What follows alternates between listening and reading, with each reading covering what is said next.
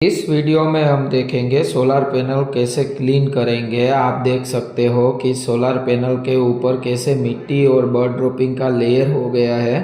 Solar panel को 4 step में easily clean कर सकते हैं। हम ये सोलर पैनल को क्लीन करने के लिए सोल क्लीन का solar panel cleaning solution use करेंगे। स्टेप 1, सबसे पहले पैनल को नॉर्मल वाटर से क्लीन करें ताकि सोलर पैनल की सरफेस पर जमा लूज डस्ट रिमूव हो जाए।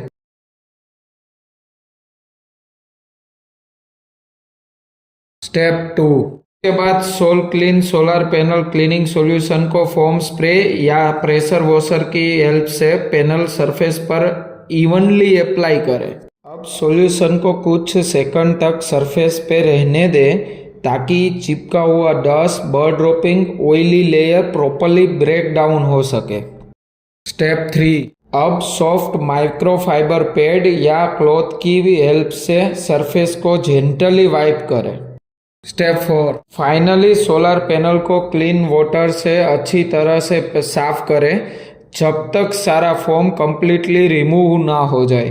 और बस अब आप देख सकते हो कि कैसे solar panel clean and shiny हो गई है।